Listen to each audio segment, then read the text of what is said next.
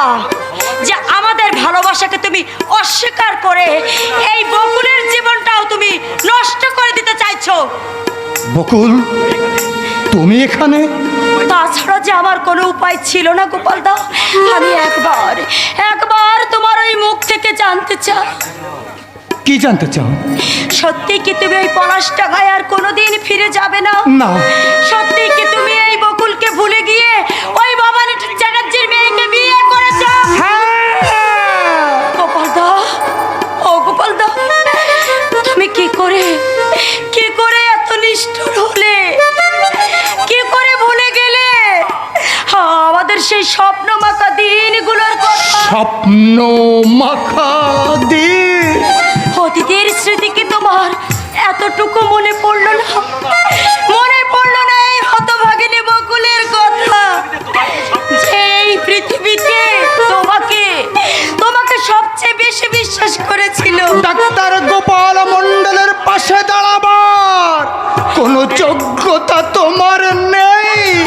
গোপালদা, ও গোপালদা, কিন্তু সেদিন তো ছিল যেদিন তুমি আমার এই হাত দুটো ধরে বলেছিলে জীবনের কোনো অবস্থাতে তুমি আমাকে ত্যাগ করবে না।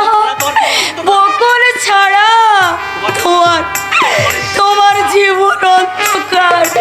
মনে পড়ে সেদিনের কথা? সেদিনের কোনো কথা আজ আমার মনে পড়ে না বকুল। গোপালদা, কিন্তু আমার যে সব মনের মণিকোঠায় গাঁথা আছে, সেই কাজলা দিঘি, সেই বকুল ফুল, আর এক ঝাঁক মনোহার। গোপালদা, মেয়েরা যাকে একবার মন দেয়, শত চেষ্টা করলেও সে মন আর ফিরিয়ে নিতে পারে না। তুমি আমাকে ভুলে যাও বকুল। আমাকে যদি তোমার উপযুক্ত মনে না হয়, তুমি আমাকে তোমার মনের মতো করে গড়ে নাও না। তার আর কোনো প্রয়োজন নেই। আমার যে বিয়ে হয়ে গেছে ওই অদিতি ভট্টাচার্যের সঙ্গে আমার বিয়ে হয়ে গেছে। অদিতি খুব সুন্দরী, সে সব দিক থেকেই তোমার উপযোগী। শুধু তাই নয়, অদিতিকে স্ত্রী হিসেবে পাওয়া যে কোনো পুরুষের ভাগ্যের ব্যাপার। তুমি এখন যেতে পারো। হ্যাঁ, আমি চলে যাচ্ছি গোপালদা। তুমি তোমার সৌভাগ্য নিয়ে থাকো, আর আমি আমার দুর্ভাগ্য নিয়ে চলে যাই আমাদের সেই পলাশডাঙ্গা। সেখানে আমি তোমার স্মৃতি বুকে নিয়ে আমি দিন রাত খুঁজে বেড়াবো আবার সেই গোপালদাকে। আমি জানবো সে শুধু আমার, আর কারণ নয়।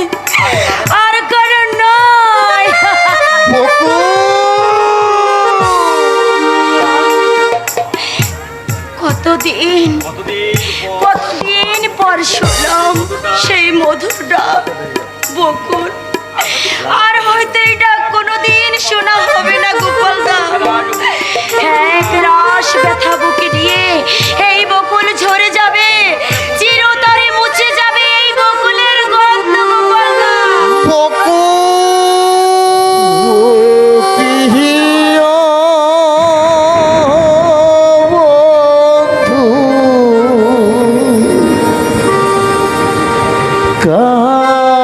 কাজল ভরা রে,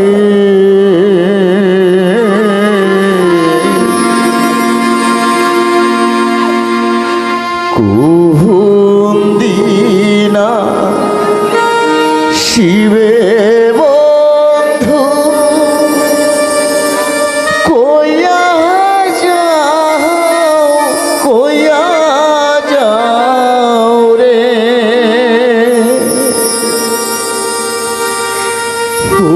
কিহিও বন্ধু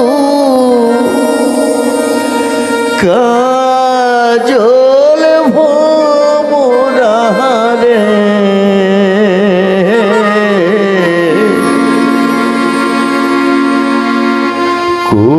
কুহুদিনা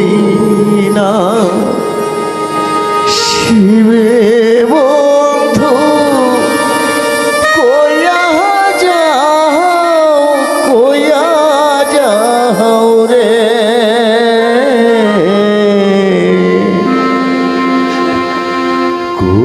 কুহুদিনা শিবে বন্ধু কয়া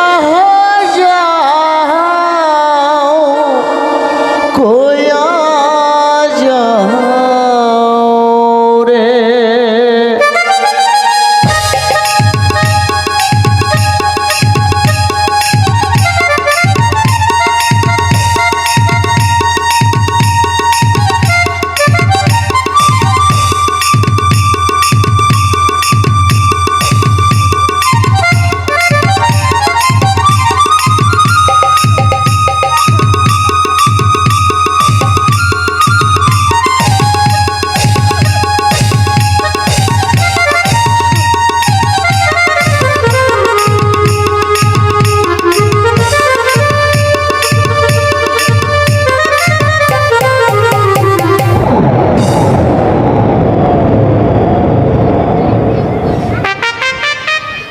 বকুলের স্মৃতি আমাকে পাগল করে দিচ্ছে, অথচ আমি তো তাকে ভুলে থাকতে চাই। আমারে ফেলে আসা অতীতকে আমার এই জীবন থেকে আমি চিরতরে মুছে ফেলতে চাই। যায় না রে গোপাল, যায় না। হাজার চেষ্টা করলেও ওই অতীতকে মন থেকে কিছুতেই মুছে ফেলা যায় না রে গোপাল। কি পলাশ তুই? হ্যাঁ, আমি তোর সেই অতীতের বাল্য বন্ধু। ও তাহলে তোরা ভাই বোন মিলে আমার শ্বশুর বাড়িতে এসে আমার সম্মানটা তোরা নষ্ট করতে চাইছিস? সম্মান? পলাশ! ওরে গোপাল, আত্মসম্মান বোধ তাহলে তোর আছে? মানে এই গোপাল, তুই কি পেরেছিস? তো আরে সম্মান পেতে হলে আগে মানুষকে উপযুক্ত সম্মান দিতে হয় রে গোপাল।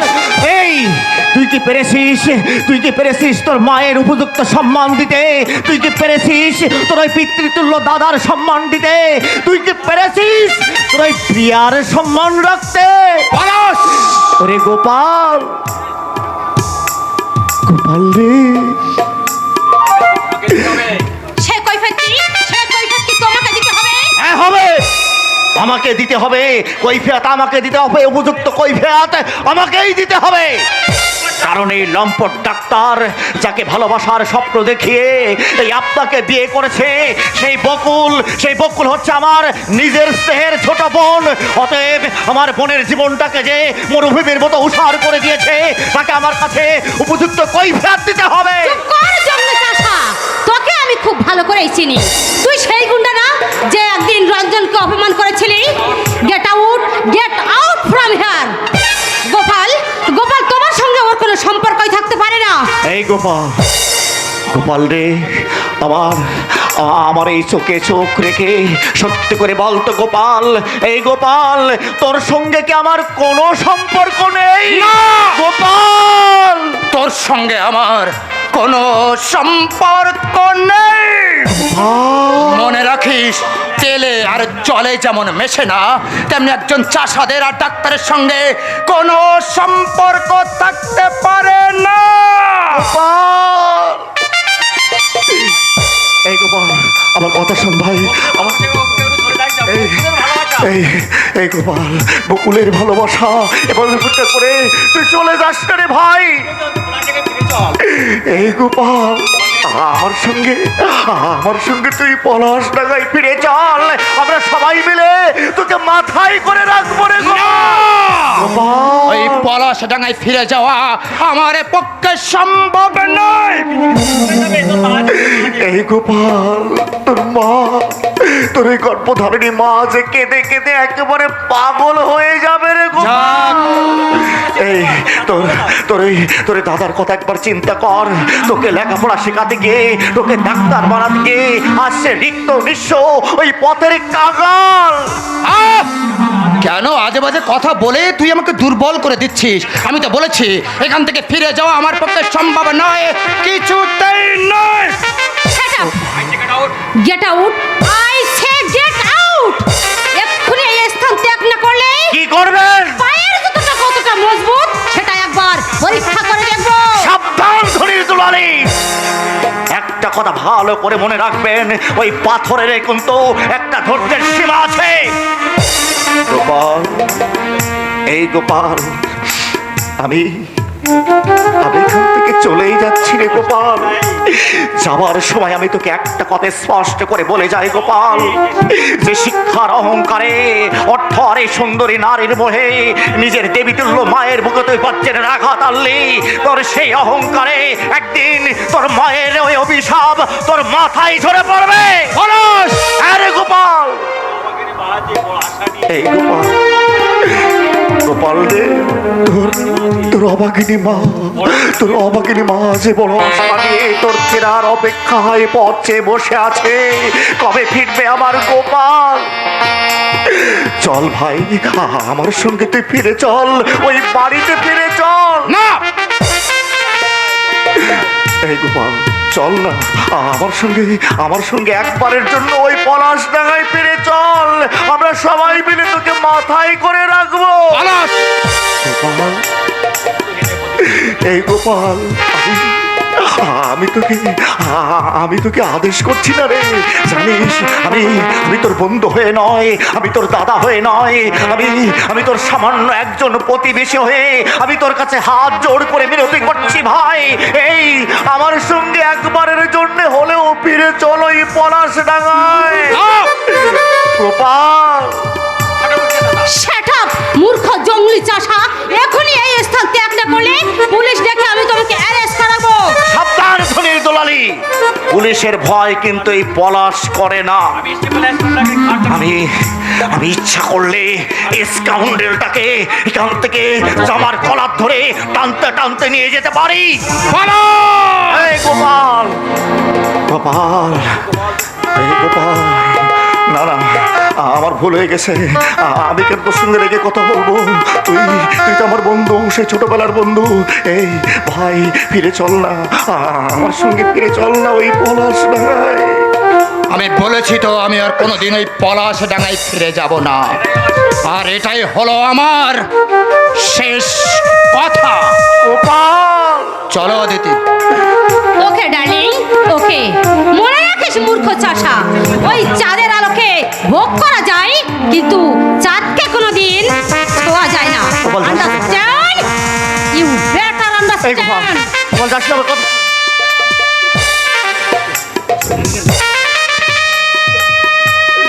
হাতটা ছেড়ে দে পলাশ, আমি দ্বিতীয়বারের মতো বলছি, হাতটা ছেড়ে দে। অদিতি, হাতটা ছাড়ো তো। ছাড়বি না, ছাড়বি না, তবে এই নে তোর পুরস্কার।